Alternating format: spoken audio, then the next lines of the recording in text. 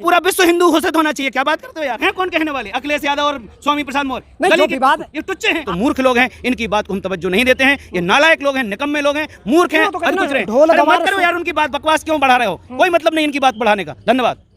हम फोटो खिंचाने नहीं आए, हम मीडिया पे चमकने नहीं आए, ना हमारा शौक है। हम इस देश के मूर्खों को बताने आए हैं कि इस देश में जो जातिगत, दलगत और जो जो जो जो वोट की राजनीति की जा रही है, इसको यदि ठीक करना चाहते हो तो विवेक संपन्न होना होगा। सच्ची बात यह है कि समाज जातियों के नाम पर जो नेता बांट रहे हैं, नेता ही जातीयता का जहर घोल रहे हैं। सच्ची बात यह है कि जो वास्तव में ब्राह्मण होता है वो पैरों में ही रहता है। दोस्तों नमस्कार, मैं शिव और आप देख रहे हैं JK 24/7 न्यूज़ का डिजिटल प्लेटफॉर्म। हम लगातार लोगों के बीच में जा रहे हैं। जो 2024 चुनाव तो अभी दूर है, लेकिन जो सियासी पारा है वो अभी से चढ़ गया है। रामचरितमानस विवाद हो या फिर हिंदू राष्ट्र का जो राग अलापा जा रहा है वो हो, या फिर शूद्र विवाद हो, तमाम तरह के विवाद हैं, या ED CBI वाला तमाम विवाद हो। तो हमारे साथ एक संत हैं, आखिर वो हिंदू राष्ट्र की परिकल्पना को और ये जो रामचरितमानस का विवाद है, इन सब तमाम मामलों को लेकर ये क्या सोचते हैं, इनसे जान लेते हैं। सबसे पहले अपना नाम बता दीजिए। वैष्णव परंपरा के विरक्त मंडल से अयोध्या से मैं दीक्षित हूँ, परिव्राजक दया शंकर दास। अच्छा, वैसे तो हिंदू राष्ट्र की मांग दशकों पुरानी है, लेकिन ये जो है शोर कुछ दिनों से बहुत तेज हो गया है, कैसे देखते हैं? शताब्दियों से भारत की संत परंपरा पूरी विश्व मानवता को वैदिक सदाचार से संस्कारित करने का प्रयत्न कर रही है, और उसी क्रम में मेरा भी प्रयास है। आप भी हिंदू राष्ट्र चाहते हैं? हम पूरी दुनिया को सनातन का सिद्धांत सिखाना चाहते हैं। तो हिंदू राष्ट्र, यहाँ तो हिंदू राष्ट्र में क्या बदल जाएगा? ये तो सनातन राष्ट्र है ही। ये तो सिर्फ अनावश्यक रूप से दिमाग खराब करने के लिए लोगों के बीच में ये बात कही जा रही है, सिर्फ पॉलिटिक्स के लिए करने के लिए। ये तो सनातन राष्ट्र रहा है और रहेगा। जब ये 28वां मनवंतर चल रहा है, अभी तक भारत हमारा सुरक्षित है, और ये पूरी धरती पे जैसे अखंड भारत की जो हम बात करते हैं, वास्तविकता यह है कि ये जो तथाकथित जो हिंदुत्व की बात करते हैं, यदि ये आसुरी स्वभाव का आचरण करते हैं, इनका खान पान प्रदूषित है, यदि ये मांस और शराब का व्यवहार करते हैं, तो ये कोई भी हिंदू राष्ट्र की बात करने का हकदार नहीं है। शैतान लोग बात कर रहे हैं जी। अच्छा, एक विवाद और हिंदू राष्ट्र से पहले बहुत सारा हम लोगों के बीच में जा रहे हैं, जैसे SC ST OBC के लोग हो गए, वो तो कह रहे हैं हम शूद्र हैं, हमें तो पहले सम्मान दीजिए, हिंदू राष्ट्र बाद में बनाइए। सच्चाई ये है कि इस देश में जो वास्तविकता थी उसको बताया नहीं गया है। परमात्मा के ही सारी संतानें हैं। इसमें जो विवेक संपन्न इकाई है, उस स्वाभाविक बड़प्पन को प्राप्त होता है, उसको बड़ा भाई कहते हैं। और उसके साथ जो योग्यता है, जो शौर्य है, जो उद्यम है, जो श्रमनिष्ठा है, इस तरह से हमारे समाज की वर्णाश्रम व्यवस्था है। लेकिन इसको ठीक से उसको एक्सप्लेन नहीं किया गया, इसलिए समाज में ये विसंगतियां पैदा हो गई हैं। सच्ची बात यह है कि समाज जातियों के नाम पर जो नेता बांट रहे हैं, नेता ही जातीयता का जहर घोल रहे हैं, इसके लिए जिम्मेदार हैं। तो ये दलगत राजनीति है, और ये जो जातीय समीकरण बना के वोट बैंक की राजनीति है, यही इसके लिए जिम्मेदार है। यदि सही मायने में यदि इस देश को बंधुता के साथ, सामाजिक समरसता के साथ, हम कहते हैं कि हमारी माँ ने हमारी टट्टी पेशाब उठाई, वो मेरे लिए पूजनीय भगवान हो गई। जिस माँ ने समाज की टट्टी पेशाब उठाई हो, वो कितनी पूजनीय और आदरणीय होना चाहिए मैं समझ सकता हूँ।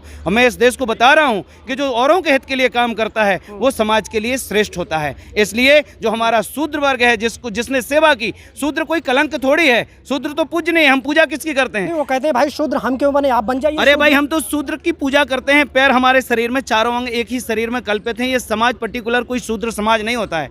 इसी शरीर में 4 अंग हैं। विवेक का नाम ब्राह्मण है, शौर्य का नाम क्षत्रिय है, उद्यम का नाम वैश्य। सवाल तो यही उठता है ना कि विवेक यहाँ आप ही क्यों, ब्राह्मण यहाँ क्यों होगा, वो पैरों पे क्यों नहीं होगा? अरे भैया, ये विवेक नाम का जो ब्राह्मण है, यही तो मस्तक रखता है चरणों में शूद्र के। इसलिए इसका जो आपस का सामंजस्य है, इसको लोग बता नहीं पा रहे हैं। यही अज्ञान है। जो सवाल है ये मेरे नहीं, लेकिन लोगों के बीच में जो जाते हैं, जो सामने से सवाल आते हैं, वही सवाल मैं आपसे पूछ रहा हूँ कि वो ये कहते हैं कि भाई ब्राह्मण जो है वो सिर पे क्यों रहेगा, वो भी पैरों में रह सकता है ना? सच्ची बात यह है कि जो वास्तव में ब्राह्मण होता है वो पैरों में ही रहता है। सच्ची बात तो ये है, क्योंकि पूजा का पाठ का उपक्रम कौन करता है? और सबसे पहले पूजा में प्रणाम से बढ़कर के कोई पूजा नहीं होती। और पूजा का जो इतिहास है, इसने तो ब्राह्मण ने ही तो पूजा को प्रतिष्ठित किया है। तो पूजा में जो प्रणाम की प्रक्रिया है, वही तो मस्तक जब चरणों में झुकता है, वही शूद्र और ब्राह्मण के बीच का सामंजस्य, ये ब्राह्मण को ही श्रेय जाता है कि वो मस्तक को चरणों से जोड़ के चलता है। हमेशा फोटो खिंचाने नहीं आए, हम मीडिया पे चमकने नहीं आए, ना हमारा शौक है। हम इस देश के मूर्खों को बताने आए हैं कि इस देश में जो जातिगत, दलगत और जो जो जो जो वोट की राजनीति की जा रही है, इसको यदि ठीक करना चाहते हो तो विवेक संपन्न होना होगा। मनुष्य एक जिम्मेदार इकाई है। यहाँ इस देश में जो वोट की राजनीति चल रही है, गंदी नीयत है नेताओं की, यदि इसको ठीक करना है तो इस देश के मनुष्य को विवेकवान बनाना होगा और शिक्षा विधि से बनेगा। तमाम संत समाज से हम आह्वान करते हैं कि मठों मंदिरों में विलासता का जीवन छोड़ो और तपस्या के मार्ग पर चलो और शिक्षा विधि से देश की चेतना को जगाओ। वयम राष्ट्रे जाग्रयामः पुरोहिता। यदि इस देश की चेतना जग गई तो ना कोई ब्राह्मण वैश्य क्षत्रिय शूद्र में कोई भेद नहीं, एक ही पिता की चारों संतानें हैं। बड़ा भैया है जो शिक्षा विधि से समाज में सही को स्थापित करता है, जो सही का विरोध करता है और उस विरोधी के जो डंडे लगाता है उसका नाम क्षत्रिय है, जो सही का विरोध करता है उस विरोधी को जो दंडित करता है उसका नाम क्षत्रिय है, और जो इन दोनों के उपक्रम को सपोर्ट करता है वो वैश्य है, और इन तीनों भाइयों के साथ जो सदैव खड़ा है ऐसा छोटा भाई शूद्र है। इन सब में आपस में फूट डालने वाले ये दुष्ट नेता हैं और अधूरे अधकुचरे धर्म के नेता हैं। ये धर्मतंत्र में लोग बैठे ना, धर्म सत्ता में, यही धर्म के नाम पर समाज में जातीय समीकरण बना के आपस में नफरत की आग लगा रहे हैं। इन मूर्खों को हम बताना चाहते हैं कि यदि समझना चाहते हो तो आओ और सामने बैठो। एक ही मनुष्य के चारों अंगों में चारों वर्ण कल्पित हैं। ब्राह्मणोष मुखमाशित बाहु राजन्यः कृतः उरुहु तदस्यद वैश्यः पद्भ्याम शूद्रो अजायत। यदि आपके चरण आपका साथ नहीं दें तो ये आधा अधूरा शरीर आपका क्या मूवमेंट करेगा? कुछ नहीं करेगा। अच्छा, यूपी बिहार से लेकर बहुत ज़्यादा शोर हुआ। पहले कैबिनेट मंत्री चंद्रशेखर जी ने कहा कि जो है रामचरितमानस में शूद्रों को गालियां दी गई हैं।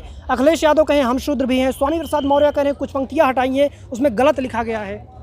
ये बिल्कुल ये सच्चाई है कि स्वामी प्रसाद मौर्य, अखिलेश यादव, जो भी XYZ हैं, ये सब अदूरदर्शी लोग हैं, इनकी समझ विकसित नहीं हुई है। यही फूट डालो राज करने वाले लोग हैं। रामचरितमानस जैसा ग्रंथ इस दुनिया को अनुपम उपलब्धि है। धन्य है गोस्वामी जी और उनके गुरुजनों को, उनके पूज्य माता पिता को, उस पूरी संत परंपरा को जिन्होंने ऐसा दुर्लभ ग्रंथ हम सबको, मानव सभ्यता को प्रदान किया। ये तो मूर्ख लोग हैं, इनकी बात को हम तवज्जो नहीं देते हैं। ये नालायक लोग हैं, निकम्मे लोग हैं, मूर्ख हैं, अधकुचरे हैं। अरे मत करो यार उनकी बात, बकवास क्यों बढ़ा रहे हो? कोई मतलब नहीं इनकी बात बढ़ाने का। वो हैं कौन कहने वाले?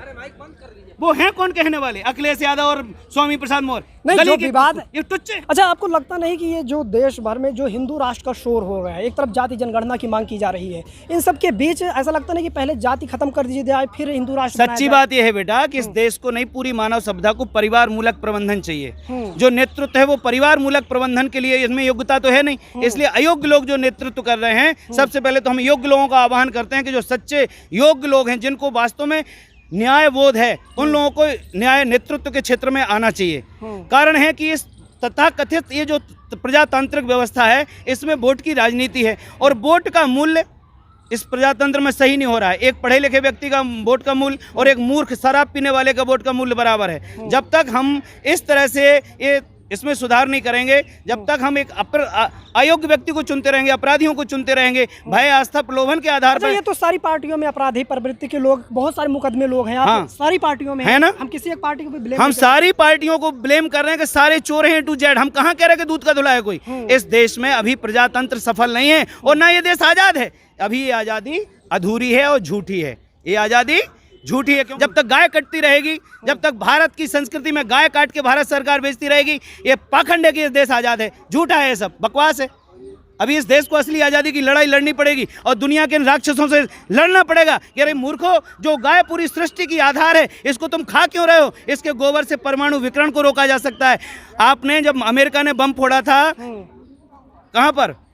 आपके किस कंट्री में? हिरोशिमा नागासाकी में, जापान के अंदर। वहाँ जहाँ गाय के गोबर का अस्तित्व था, वहाँ परमाणु विकिरण का प्रभाव नहीं था। भोपाल गैस कांड में जिसके घर में गाय थी, उसके घर में परमाणु विकिरण का प्रभाव कम था। इसलिए हम चाहते हैं कि इस देश में गंगा के साथ, गाय के साथ जो अत्याचार जारी है, इसलिए देश आज़ाद नहीं है। अभी इस देश के लोगों से हम आह्वान करेंगे कि इन पाखंडियों से इस देश को बचाओ और असल आज़ादी की लड़ाई के लिए इस देश को जगाओ।